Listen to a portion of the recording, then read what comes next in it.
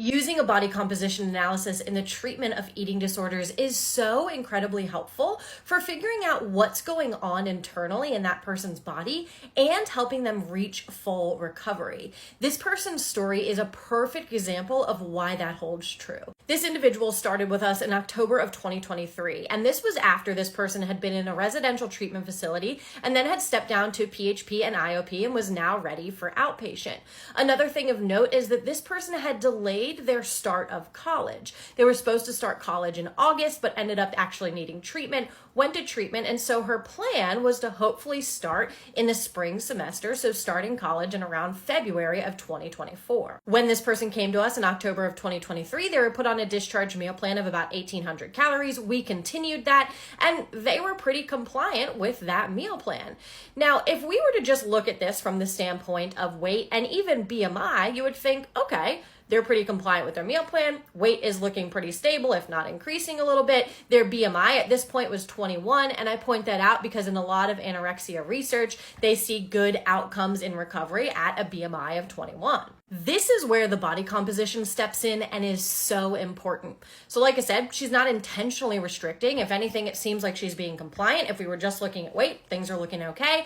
But with the body composition, we see more detail. We see that the muscle mass is dropping and the cell health number is dropping. Both of those things are indicators that this person still isn't eating enough food and her body is suffering. This implies that her body is still chipping away at muscle mass because it's undernourished. These body composition results mean that this person actually needs more food. Despite looking at weight and maybe a meal plan of 1,800 that seems reasonable, this person's body is telling us that that's not enough. This person would likely be better served having more like 2,200 calories so that we can see an improvement in that muscle mass and cell health number, which means an improvement and their internal health and actually promoting long-term recovery. Remember, this person wanted to start college for the spring semester, and actually it was my recommendation that she do not do so and that we just wait until the next fall semester because of this deterioration in numbers.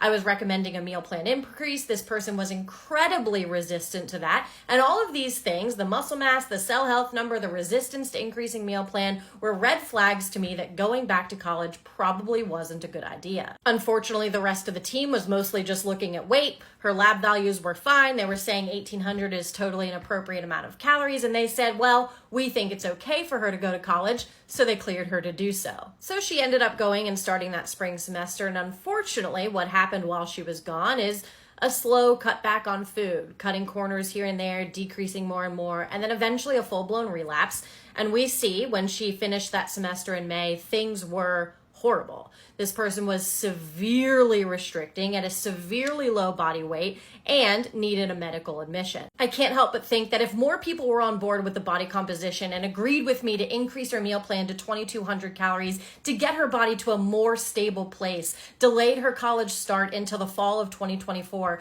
could we have prevented this relapse?